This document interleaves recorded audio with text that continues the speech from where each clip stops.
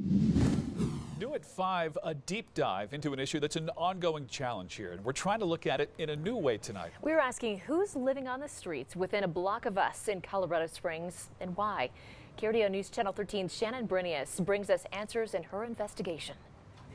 For the homeless we talked to, a myriad of paths seem to lead to this one place.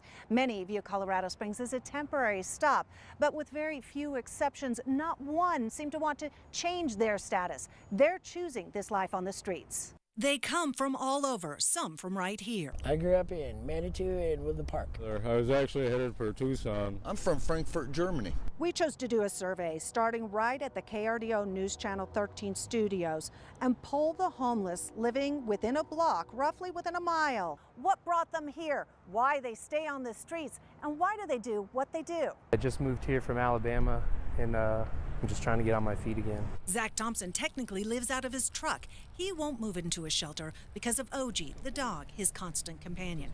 He hasn't resorted to panhandling, but won't rule it out. Danger and drugs, just part of the street lifestyle.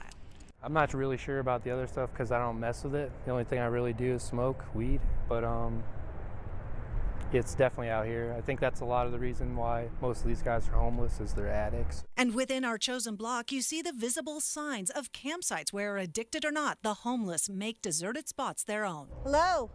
Tents packed with gear or belongings on the move. Among this community, shelters are simply not where they want to be. It's not worth the hassle. There's just too many people in line, and it's just not. I mean, you hear all kinds of things. They give you all kinds of information, but nothing ever happens. Does that make sense?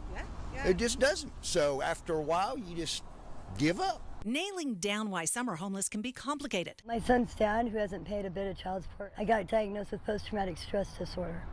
I've now accepted bipolar. Susan Schaefer's mental illness leads to what seems like an ever-changing story. Schools, colleges were being shot up and we were getting emails on it. I've been homeless off and on ever since. Regina Seebeck's more straightforward.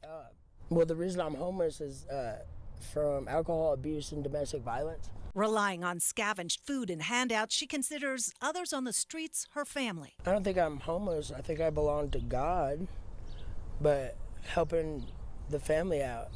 Since late summer, Colorado Springs police have been enforcing a ban on homeless camping near Fountain Creek and other waterways. This one prime location under the 8th Street Bridge seems abandoned, but this is an example of the constant struggle between a community that cares pushing out those who may need caring. Everything we do out here is criminal. Sitting right here is against the law.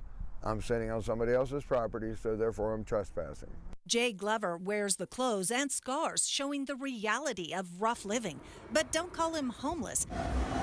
This is where he feels most alive, riding the trains as a modern-day self-titled hobo, a high-risk life choice. That's one thing. Nothing made me homeless. I'm a traveler. I'm a nomad.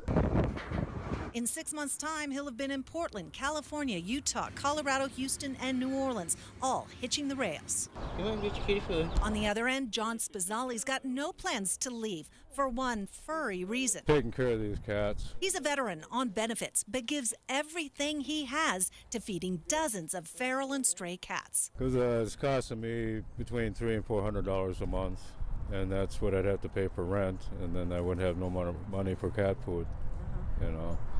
So I'm kind of putting myself through this just for their sake. Like his wild cats, Spazzali's environment seems just what he needs. Nothing more. He's here to stay. I don't use drugs myself, but I know about 99% of the people on the streets are using drugs or they're mentally ill.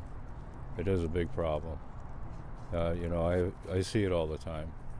But they got to try to help themselves. Or maybe they have found what they're seeking, at least within this block, and they don't plan on doing anything else. I got divorced after 20 years and just don't care no more.